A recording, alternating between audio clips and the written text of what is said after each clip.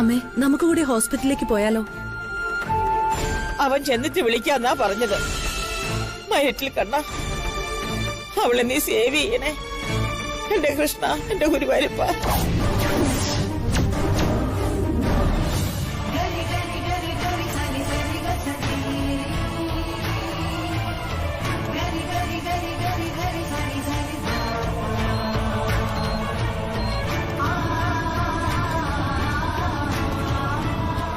സുപ്രിയയുടെ കഥയും ജീവിതവും ഇപ്പോ നിന്റെ ദയയ്ക്ക് വേണ്ടി യാചിക്കുകയാണ്.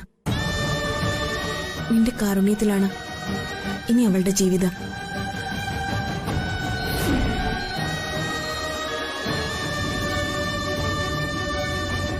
ബാക്കിയുള്ള ദിവസങ്ങൾ അത് എത്രയെന്ന് അറിയില്ല. അവളെ സന്തോഷത്തോടെ ഈ ലോകത്ത് നിന്ന് യാത്രയാക്കണമെന്നുണ്ട് എനിക്ക്. അതിന് സുപ്രിയയ്ക്ക് സംഭവിച്ച എന്താണെന്ന് നീ അറിയണം. നിന്റെ മനസ്സിലുള്ള എല്ലാ ചോദ്യങ്ങൾക്കുള്ള ഉത്തരം ഞാൻ പറയുന്ന ഈ കഥയിലുണ്ട്. അപകടത്തിന്റെ കഥ ഞാനും കുറെ കേട്ടിട്ടുണ്ട്. അപകടത്തിൽ നിന്ന് ശിവയെ തിരിച്ചു കിട്ടി. പക്ഷേ ദിവസങ്ങൾ കഴിഞ്ഞിട്ടും സുപ്രിയയുടെ ബോഡി മാത്രം കിട്ടിയില്ല. സുപ്രിയ മരിച്ചുവെന്ന് തന്നെ എല്ലാവരും വിശ്വസിച്ചു. DK തകർന്നുപോയി. 6 മാസം കഴിഞ്ഞാണ് എനിക്കൊരു കോള് വന്നു.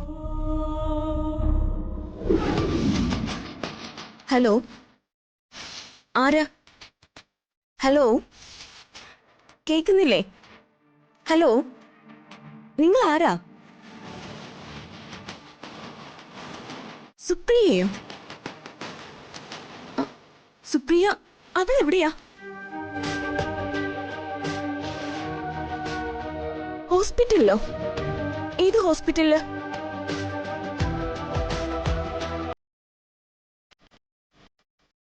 ശരി, ഞാൻ വരാം.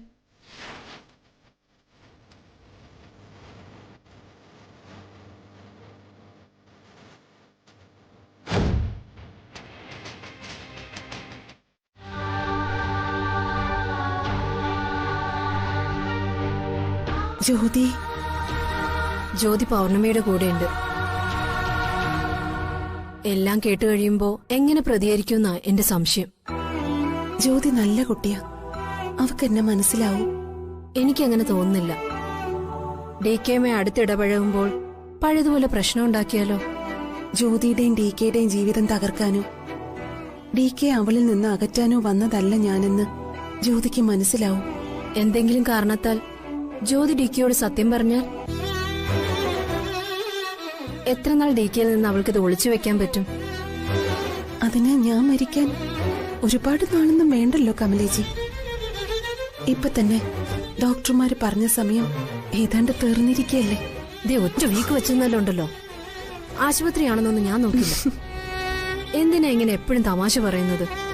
തമാശയല്ലല്ലോ കമലേജി, മരണം ഒരു സത്യമല്ലേ. അതിന് നേരെ മുഖം തിരിച്ചിട്ട് എന്താ കാര്യം? ചിരിച്ചുകൊണ്ട് തന്നെ സ്വീകരിക്കണം. അതിനു മുമ്പ് DK അറിഞ്ഞാലോ?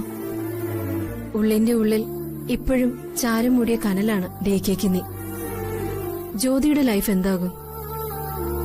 അതുകൊണ്ട് ആർക്കും ഒരു ബുദ്ധിമുട്ടുണ്ടാക്കാതെ നമുക്കങ്ങ് തിരിച്ചു പോയാലോ? കാണാനുള്ളവരെല്ലാം കണ്ടു കഴിഞ്ഞില്ലേ? കമലേജി,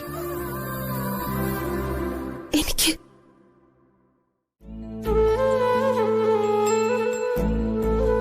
DKക്ക് സന്തോഷമായിരുന്നല്ലോ അല്ലേ? അവിടെ ഭയങ്കര വഴക്കം ബഹളമായിരുന്നു. ആളെ അറിയാതെയല്ലേ DK താലി കെട്ടിയത്. വധു മാറിയെന്നറിഞ്ഞപ്പോ ആകെ പ്രശ്നമായി. പക്ഷേ അമ്മയ്ക്ക് ഇവളെ ഇഷ്ടമായി. ഒടുവിൽ വധുവരന്മാർ വീട്ടിലേക്ക് യാത്ര തിരിച്ചതിന് ശേഷമാ ഞാൻ പോകുന്നത്. ഇപ്പോ നഷ്ടബോധം തോന്നുന്നുണ്ടോ? ഏയ്, ഒരിക്കലുമില്ല. DK സന്തോഷമായിരിക്കണം. ജീവിതത്തിലേക്ക് തിരിച്ചു വരണം. അതിനെ വിവാഹം കൂടിയേ തീരൂ. നീ കാണിച്ചത് മണ്ടത്തരമായെന്നേ ഞാൻ പറയൂ. ഒരിക്കലുമല്ല, ഇതാണ് ശരി. എനിക്കിനി ഒരിക്കലും ഒരു ഭാര്യയാവാൻ കഴിയില്ലെന്ന് നിനക്കറിയില്ലേ? ഒന്ന് എണീറ്റ് നേരെ നിൽക്കാൻ പോലും ആരുടെയെങ്കിലും സഹായം വേണം. ഒടിഞ്ഞു നുറുങ്ങാത്ത ഒരു എല്ല് പോലും എന്റെ ശരീരത്തിൽ ബാക്കിയില്ല. ഒരു കുഞ്ഞിനെ പ്രസവിക്കാൻ ഗർഭപാത്രം പോലുമില്ല. ഞാനിപ്പോ ഒരു സ്ത്രീയല്ല. അതൊക്കെ നിന്റെ തെറ്റിദ്ധാരണയാണ്. കിടപ്പിലായി പോയ ഭാര്യയെ മാത്രം നോക്കി ജീവിതകാലം ജീവിക്കുന്ന എത്രയോ ഭർത്താക്കന്മാരുണ്ട്. അമ്മയാകാൻ കഴിയില്ലെങ്കിൽ ഒരു കുഞ്ഞിനെ അഡോപ്റ്റ് ചെയ്താ പോരെ? നിന്നെ ജീവനോടെ തിരിച്ചു കിട്ടിയ സന്തോഷം മാത്രം പോരെ DKക്ക് ജീവിക്കാൻ? മതിയോ? ഒരിക്കലും പോരാ. എന്തിനാ അങ്ങനെ ഒരാളുടെ ലൈഫ് നശിപ്പിക്കുന്ന, അയാളുടെ സന്തോഷങ്ങൾ ഇല്ലാതാക്കുന്ന? നാളെ DKക്ക് നിരാശ തോന്നാൻ പാടില്ല. അതിന് ഞാൻ ഒഴിഞ്ഞു മാറിയേ പറ്റൂ. ജ്യോതിയും DKയും അവരൊരുമിച്ച് ജീവിക്കട്ടെ. നിന്നെ സ്നേഹിച്ചതുപോലെ DK അവളെ സ്നേഹിക്കുന്ന നിനക്ക് തോന്നുന്നുണ്ടോ? ആദ്യം സാധിക്കില്ലായിരിക്കും. എന്നാ പോകെ പോകെ DK ജ്യോതിയെ സ്നേഹിക്കും. കാലം അവരെ തമ്മിൽ ഒരുമിപ്പിച്ചോളും. ഇനി വളരെ കുറച്ചു നാള് മാത്രമേ അവൾ ഈ ഭൂമിയിലുണ്ടാവൂ. അത്രയും നാളെങ്കിലും അവള് DK കണ്ടോട്ടെ. ഒരു ഭാര്യയും ഇങ്ങനൊരു കാര്യം സമ്മതിക്കില്ല. നീ അവളോട് അല്പമെങ്കിലും ദയ കാണിക്കണം. മരണമല്ലാതെ ഒന്നും മുന്നിലില്ലാത്തവളുടെ അവസാനത്തെ ആഗ്രഹമാണ്. അപ്പൊ യഥാർത്ഥ ഹരിപ്രിയോ അവളിതറിയില്ലേ? അവളിനി ഒരിക്കലും ഇന്ത്യയിലേക്ക് വരില്ല. ഇനി ഏതെങ്കിലും ഒരു കാലത്ത് വന്നാൽ തന്നെ അപ്പൊ അറിഞ്ഞാലും കുഴപ്പമില്ല. സുപ്രിയ അന്നുണ്ടാവില്ലല്ലോ. നീയായിട്ട് ഇതാരോടും പറയാതിരുന്നാ മതി. എനിക്കൊരു തീരുമാനം എടുക്കാൻ പറ്റുന്നില്ല. ഞാനൊരു സാധാരണ പെണ്ണാ.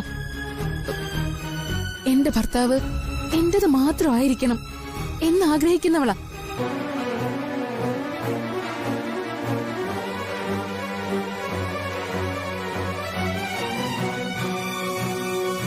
ഇതിപ്പോ ഭർത്താവിന്റെ പഴയ ഭാര്യയെ ആരും അറിയാതെ ഒപ്പം താമസിപ്പിക്കാന്നൊക്കെ പറഞ്ഞ എനിക്കതിനെ കുറിച്ച് ചിന്തിക്കാൻ പോലും പറ്റുന്നില്ല. പൗർണമി, എത്രയും പെട്ടെന്ന് നീ സുപ്രിയും കുട്ടി ബാംഗ്ലൂരിലേക്ക് തിരിച്ചു പോണം. ഇതെനിക്ക് അനുവദിച്ചു തരാൻ പറ്റില്ല. നാളെ ഒരു ദിവസം ഞാനറിയാതെ അബദ്ധത്തിലെങ്കിലും അവളിത് DKയോട് പറഞ്ഞു പോയാ അപ്പൊ എന്റെ ജീവിതം തകരില്ലേ? ഒരു കാര്യം ഉറപ്പാ പൗർണമി, DK ഇതറിഞ്ഞ തകർന്നു പോവും. എനിക്കും സുപ്രിയയ്ക്കും ഇടയില് DK വീർപ്പ് മുട്ടി മരിക്കും.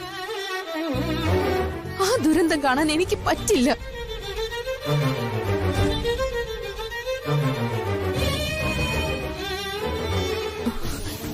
DK എന്നെ കണ്ട, നമുക്ക് അങ്ങോട്ട് മാറി നിൽക്കാം.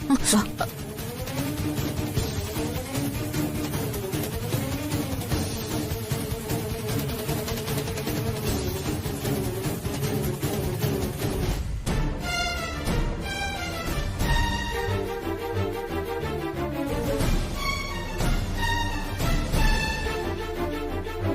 ജ്യോതി, ഞാൻ പോവാ. നീ അവളോട് ദയ കാണിക്കണം. ശാന്തമായി അവൾക്ക് മരിക്കാനുള്ള ഒരവസരം അതെങ്കിലും നീ അവൾക്ക് കൊടുക്കണം.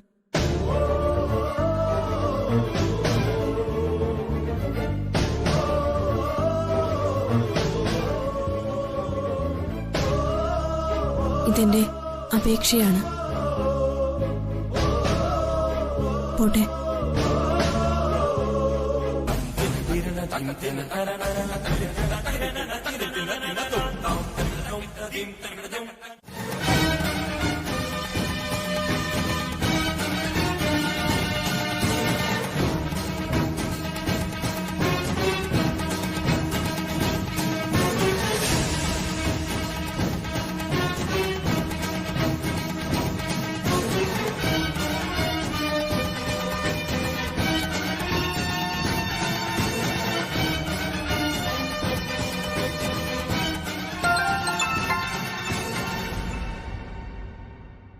ഹലോ, എന്താ മോളെ?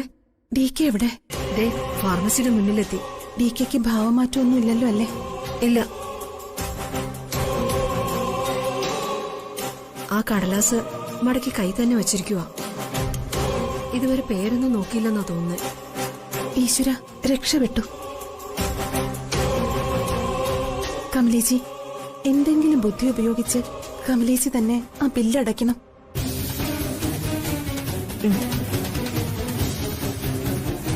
ഡി കെ ഫാർമസിയുടെ മുന്നിൽ നിന്ന് മാറ്റണം. അത് നിനക്കേ പറ്റൂ. കമലേച്ചി പേടിക്കണ്ട, ഞാൻ വഴിയുണ്ടാക്കാം.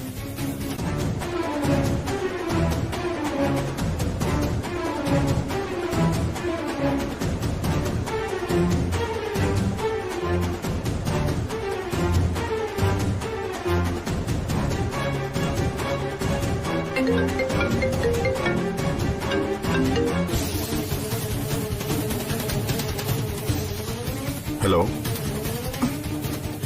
ഹലോ.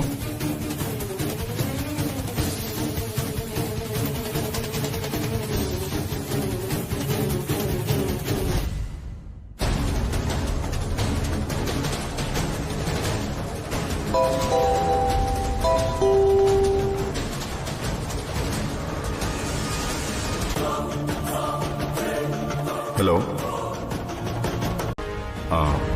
എന്നാ നമുക്ക് ഇറങ്ങാം. എല്ലാം എടുത്തോളൂ. വാ.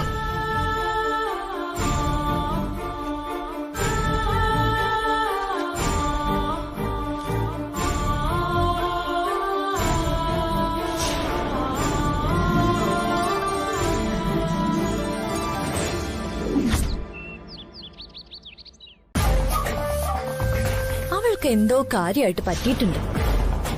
എനിക്ക് തോന്നുന്ന ഡി കെ അവൾ അവിടുന്ന് ഇറക്കി വിട്ട് കാണുന്ന. മായച്ചിക്ക് അങ്ങനെ തോന്നിയില്ലേ?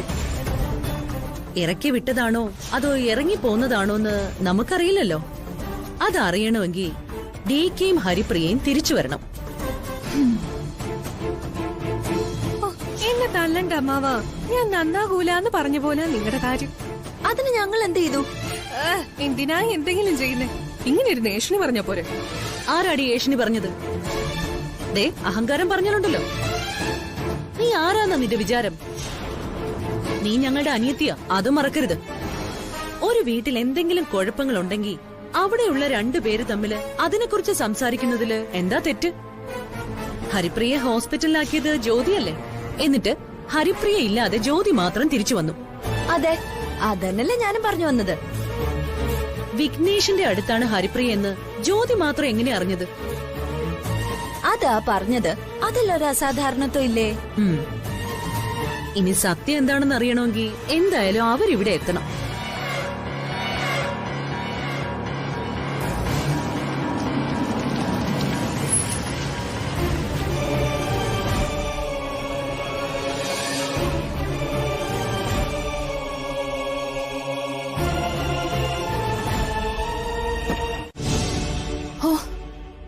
പാവം, വല്ലാതെ പേടിച്ചു. ആ വിഘ്നേഷ് ആളെ ഉപദ്രവിച്ചോ മോളെ? ആ കമല എന്തൊക്കെയോ ചില കടലാസുകളുമായിട്ട് ഇവിടുന്ന് ഓടിപ്പാഞ്ഞു വന്നല്ലോ. അവള് മരിക്കാൻ പോകുന്നത് പോലെയാ കമല നിലവിളിച്ചത്. സത്യത്തിൽ ഹരിപ്രിയക്ക് വേറെ എന്തെങ്കിലും കുഴപ്പമുണ്ടോ? ഇനി തൽക്കാലം ആരും അവളെ ഒന്നും ഓർമ്മിപ്പിക്കാൻ നിൽക്കണ്ട, കേട്ടല്ലോ. അവന്റെ കൈ പെട്ടപ്പോ അവളുടെ നില അങ്ങ് തെറ്റിപ്പോയി. ഹരിപ്രിയ ബ്ലഡ് വോമിറ്റ് ചെയ്തു എന്ന് പറഞ്ഞ ശരിയാണോ? ആര് പറഞ്ഞു? ഏയ്, ആ കേട്ടതൊന്നും ശരിയല്ല. ഞാൻ ചെല്ലുമ്പോ ചുമ്മാ ബോധം കെട്ട് കിടക്കുമായിരുന്നു. ചിത്ര, അവക്ക് കുടിക്കാൻ നീ കുറച്ച് പൊടിയരിക്കഞ്ഞി ഉണ്ടാക്കും. പൊടിയരിക്കഞ്ഞിയോ? ആ, അത് സാധാരണ രോഗമുള്ളവർക്ക് ക്ഷീണം മാറാൻ കൊടുക്കുന്നതല്ലേ. ഹരിപ്രിയക്ക് നല്ല ഫുഡ് കൊടുത്തൂടെ? അവൾക്ക് രോഗം ഉണ്ടായതുകൊണ്ടല്ല. ഇപ്പൊ രോഗം ഉണ്ടായാലേ ക്ഷീണം ഉണ്ടാവുള്ളൂ എന്നുണ്ടോ? ബേട്ടി, നീ കഞ്ഞി ബേക്ക് ചെയ്ത് കൊടുക്ക. എന്തായാലും അവള് ഹോസ്പിറ്റലിൽ വന്നല്ലേ ഉള്ളൂ. ഞാൻ അവളെ ഒന്ന് കണ്ടിട്ട് വരാം. അമ്മ, ഇപ്പൊ അങ്ങോട്ട് അമ്മ അവളെ കാണാൻ പോണ്ട. വൈ? അതെന്താ ഞാൻ അവളെ കണ്ട? അവൾക്ക് ഒറ്റയ്ക്ക് സംസാരിക്കാൻ എന്താ problem? Beti you go, make കഞ്ഞി. ശരി അമ്മ. I go, take Haripriya. Okay?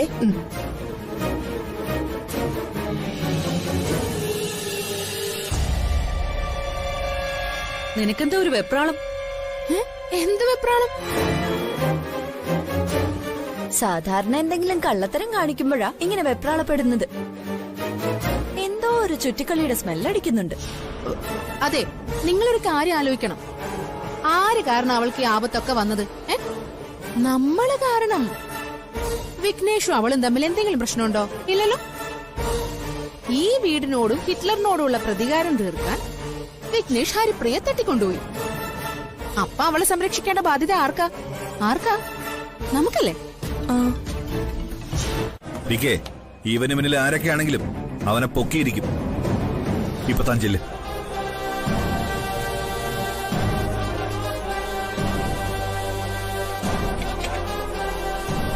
പറയ്, ആരാ യുപേന്ദ്രൻ?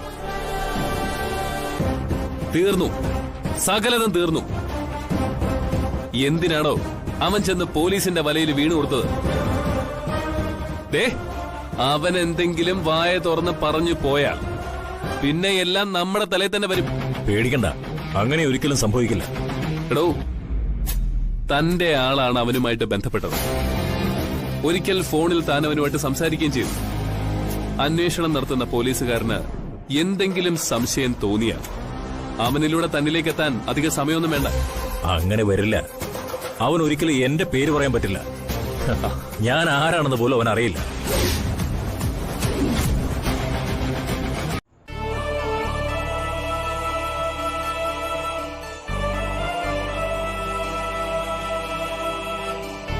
മോളെ, എന്നെ തെറ്റിദ്ധരിക്കരുത്. ഞാനൊരു കാര്യം പറഞ്ഞോട്ടെ. തിരിച്ചു പോകാനുള്ള തയ്യാറെടുപ്പോടെയാണ് ഞങ്ങൾ ഇങ്ങോട്ട് വന്നത്. പക്ഷെ ഇപ്പൊ എല്ലാം തകിടം മറിഞ്ഞു. എന്റെ കുട്ടിയുടെ ആഗ്രഹം സാധിച്ചു കൊടുക്കണം. അവള് വെറുക്കരുത്. ഇതെന്റെ ഒരു അപേക്ഷയാണ്. എനിക്കാരോടും വെറുപ്പൊന്നുമില്ല. പക്ഷെ എങ്ങനെ എനിക്കത് സാധിച്ചു കൊടുക്കാൻ പറ്റും? എത്ര ദിവസം ഇത് രഹസ്യമാക്കി വെക്കാൻ പറ്റും? ഇതുവരെ ഈ രഹസ്യം നിങ്ങളുടെ മാത്രം ബാധ്യതയായിരുന്നു. ഇപ്പോ അറിയാതെയാണെങ്കിലും. അതുകൊണ്ടാണ് ഇതാരും അറിയരുതെന്ന് സുപ്രിയ പറഞ്ഞത്. മോളെ, കുറച്ചുനാൾ അല്ലെങ്കിൽ കുറച്ച് ദിവസങ്ങൾ, അതുവരെ മാത്രമേ അവൾ ജീവിക്കൂ. നമ്മൾ 3 പേരൊഴികെ ഈ രഹസ്യം ആരും അറിയില്ല. ഇതെന്റെ വാക്കാണ്. മോള് സുപ്രിയോട് അല്പം ദയ കാണിക്കണം. മോളുടെ ഒരു വാക്കില ഇനി അവളുടെ ജീവിതം. മോൾക്ക് വേണമെങ്കിൽ പറ്റില്ല എന്ന് പറയാം, ഒഴിയാം. ആരും മോളെ ഒരു കുറ്റവും പറയില്ല. പക്ഷെ ഒരു ജീവന്റെ അവസാനത്തെ ആഗ്രഹം. അതിനുവേണ്ടിയാ എന്റെ ഈ യാചന. ഉപേക്ഷിക്കരുത്.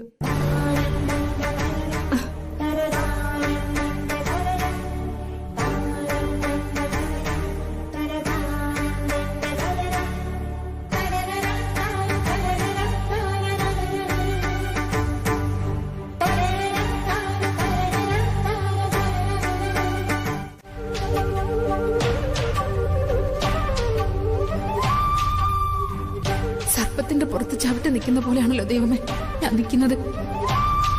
പൗർണമി പറഞ്ഞതുപോലെ മരിക്കുന്നത് വരെ സുപ്രിയാണെന്ന് അറിയാതെ ഞാൻ എങ്ങനെ കൊണ്ടുപോകും?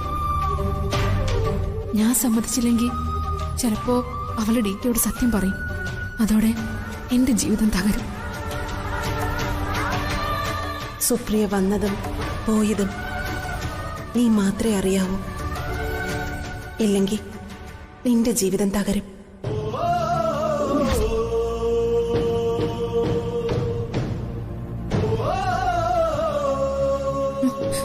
ഇല്ല, ആരും ഒന്നും അറിയാതെ നോക്കിയേ പറ്റൂ. അതിന് ഞാൻ ഓരോ നിമിഷം അവളുടെ കൂടെ ഉണ്ടാവണം. ഉണ്ടായേ പറ്റൂ. അവളുടെ ആഗ്രഹങ്ങൾ സാധിച്ചു കൊടുക്കുന്നതിനേക്കാൾ എന്റെ ജീവിതം തകർന്നു പോകാതിരിക്കാനുള്ള ഒരേ ഒരു വഴി അത് മാത്രം.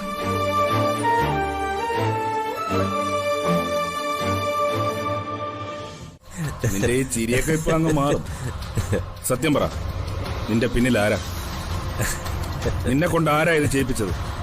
ആ വിഘ്നേഷ് അല്ലേ? ഏത് വിഘ്നേഷ്? ഒന്ന് ചുമ്മാതിരി സാറേ. വെറുതെ കള്ളത്തെളിവുണ്ടാക്കി എന്നെ ഈ കേസിനകത്ത് കൊടുക്കാനാണ് നിങ്ങളുടെ ശ്രമമെന്ന് എനിക്കറിയാം. പക്ഷേ അത് നടക്കില്ല. ഞാനാണിത് ചെയ്യിച്ചതെന്ന് തെളിയിക്കാനുള്ള ഒരു രേഖയും നിങ്ങൾക്ക് കിട്ടില്ല. പറഞ്ഞേ പറ്റൂ.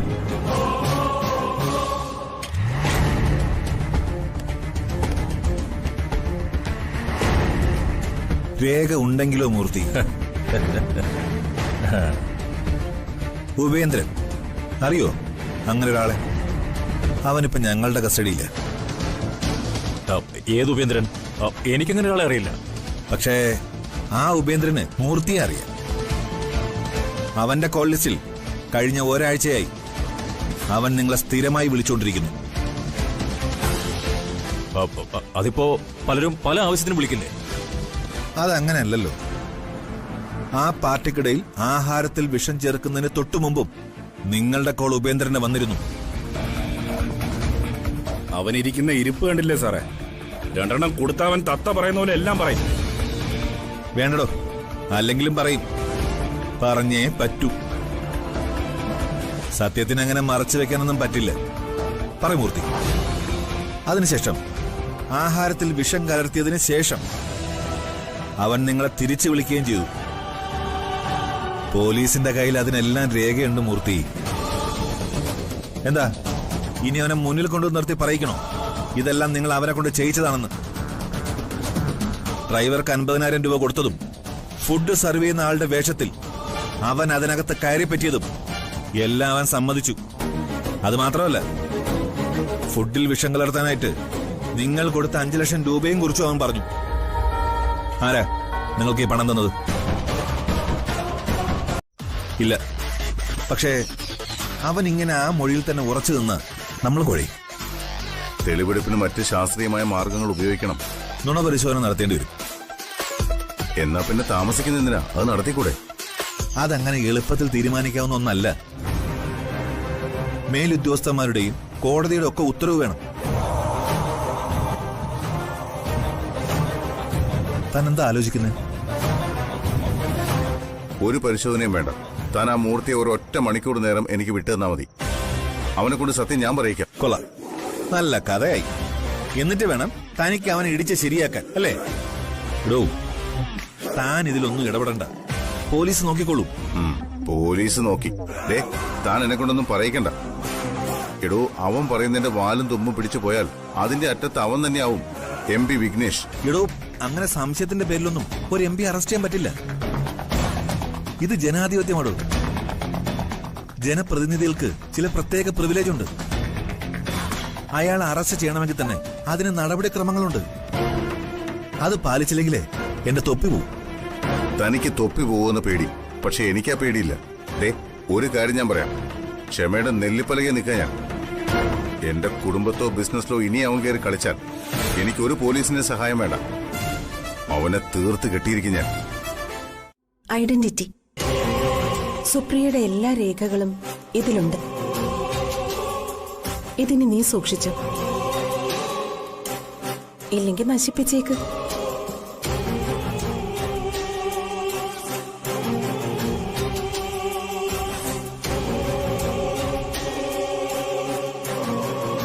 സുപ്രിയ മരിച്ചു.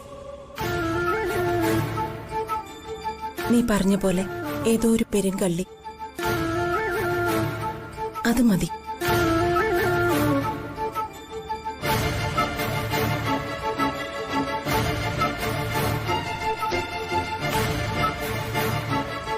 എനിക്ക് നിന്നെ വിശ്വാസം. ഇത് നീ തന്നെ വെച്ചോ.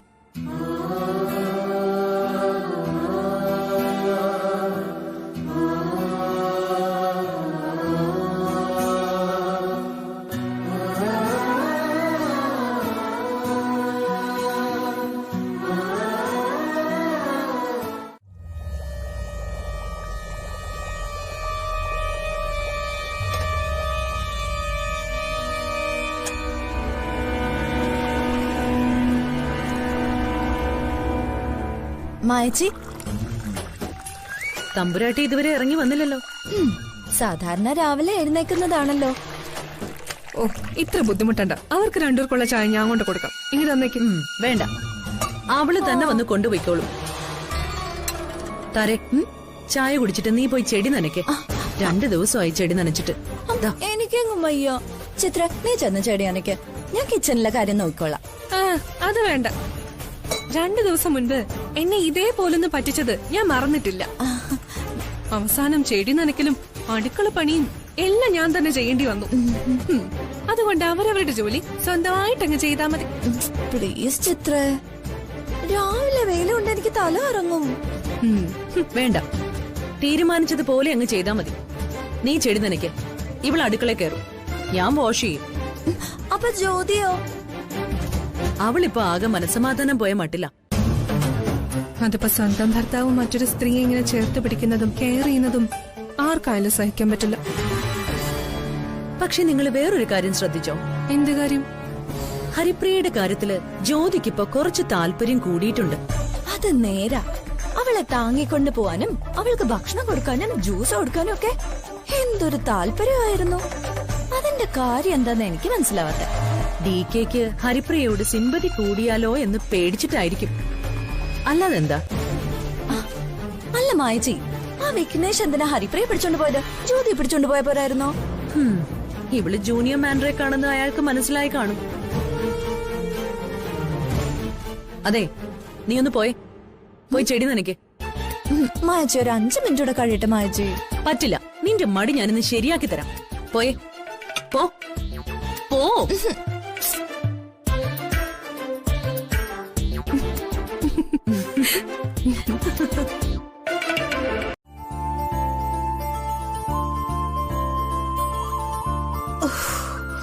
എല്ലാ ദിവസവും ഇതുപോലെ എക്സസൈസ് ഒക്കെ ചെയ്താലേ ശരീരത്തിനൊക്കെ നല്ല ഉന്മേഷം കിട്ടുന്ന. ഞാൻ നിനക്കൊരു ബാധ്യതയായി മാറിയോ? ദേ, ആവശ്യമില്ലാത്ത ചിന്തയൊന്നും വേണ്ടട്ടോ. നമുക്കൊക്കെ ഒരു വിചാരമുണ്ട്. നമ്മൾ വിചാരിച്ചു കഴിഞ്ഞാലേ ആരെയും ആശ്രയിക്കാതെ ഒറ്റയ്ക്കങ്ങ് ജീവിച്ചു കളയാന്ന്. പക്ഷെ അതൊക്കെ വെറുതെ. നമുക്കൊറ്റയ്ക്ക് ഈ ഭൂമിയിൽ ജീവിക്കാനേ കഴിയില്ല. ഒരു ദിവസം ഒരു 10 പേരെങ്കിലും പല കാര്യങ്ങൾക്കായി നമ്മൾ വിളിക്കാറുണ്ട്. അതൊന്നും ആർക്കും ഒരു ബാധ്യതയല്ല. ആയിരുന്നെങ്കിൽ ഈ ലോകത്തെ മനുഷ്യന് ഇങ്ങനെയൊന്നും ജീവിക്കാനേ പറ്റില്ലായിരുന്നു. ഫിലോസഫി പറയാൻ നിനക്ക് നന്നായിട്ട് അറിയാല്ലേ? ഫിലോസഫി ആണോ ജോഗ്രഫി ആണോ എന്നൊന്നും എനിക്കറിയില്ല. എനിക്ക് തോന്നിയതും ഞാൻ കണ്ടതുമായ ജീവിതം ഇങ്ങനെയൊക്കെ തന്നെയാ. ജീവിതത്തിലെ എല്ലാ കോൺഫിഡൻസും നശിച്ചിട്ടാ ഞാൻ ഇങ്ങോട്ട് വന്നത്. പക്ഷേ നിന്റെ ഈ വർത്തമാനം കേൾക്കുമ്പോ എനിക്ക് കുറച്ചൊക്കെ ആത്മവിശ്വാസം തോന്നുന്നുണ്ട്. ജനിച്ചാൽ ഒരിക്കല് മരിച്ചല്ലേ പറ്റൂ. അത് പ്രകൃതി നിയമം. പക്ഷേ മരണത്തിന്റെ പേടിയെ മറികടക്കാൻ എന്റെ കയ്യിലൊരു വിദ്യയുണ്ട്. എന്ത് വിദ്യ? ഒരിക്കലും മരിക്കില്ല എന്നങ്ങ് വിചാരിച്ചേക്കണം. ഈ ഭൂമി ഇങ്ങനെയുള്ള കാലം വരെ നമ്മളും ഇവിടെ തന്നെ കാണുമെന്നും കരുതിയാ മതി. അങ്ങ് ആഘോഷമായിട്ട് ജീവിക്കാം. ഇതാ എന്റെ പോളിസി. കൊള്ളാം, നല്ല പോളിസി. എന്നാ ഫ്രഷ് ആയിട്ട് വാ. ഞാൻ ബ്രേക്ക്ഫാസ്റ്റ് ഒക്കെ എടുത്ത് വെച്ച് വന്ന് വിളിക്കാം.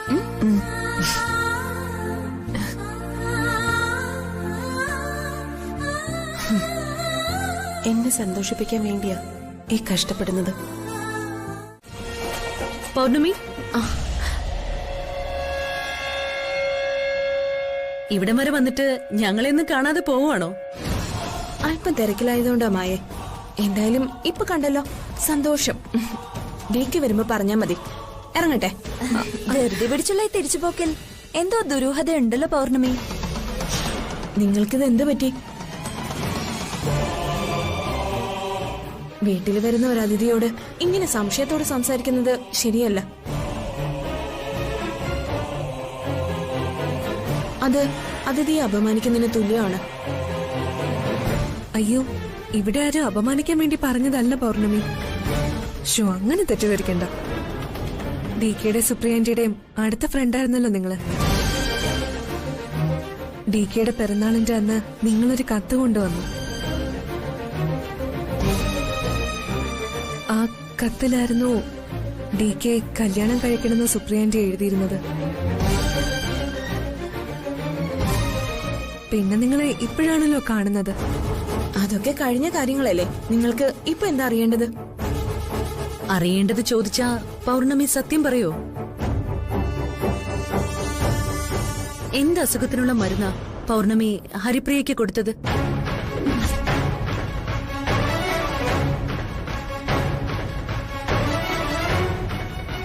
കണ്ടോ കണ്ടോ, ആ മുഖത്തെ ഞെട്ടല് കണ്ടോ? അപ്പൊ ഇതിൽ എന്തോ രഹസ്യമുണ്ട്. അല്ലെങ്കിൽ പിന്നെ ഇവിടെ വരെ വന്നിട്ട് ഡി കെ കാണാതെ പൗർണമി പോവില്ലല്ലോ. നിങ്ങൾ എന്ത് അസംബന്ധമായി പറയുന്നത്? ഹരിപ്രിയക്ക് ഞാൻ എന്ത് മെഡിസിൻ കൊടുത്തുന്ന? അവൾക്കൊരു പ്രത്യേക സ്വീറ്റ്സ് വേണമെന്ന് പറഞ്ഞു. ഞാനത് വാങ്ങിക്കൊടുത്തു. അതിനു വേണ്ടി മാത്രമാ ഞാൻ ഇവിടെ വരെ വന്നത്. പിന്നെ ഡി കെ കാണാതെയാ ഞാൻ പോകുന്നെന്ന് നിങ്ങളോട് ആരാ പറഞ്ഞത്?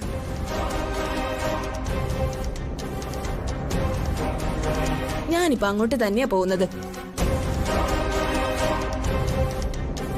നിങ്ങളുടെ ഈ പെരുമാറ്റത്തെക്കുറിച്ച് ഞാൻ ഡി കെയോട് പറയാം. അയ്യോ, അതൊന്നും വേണ്ട.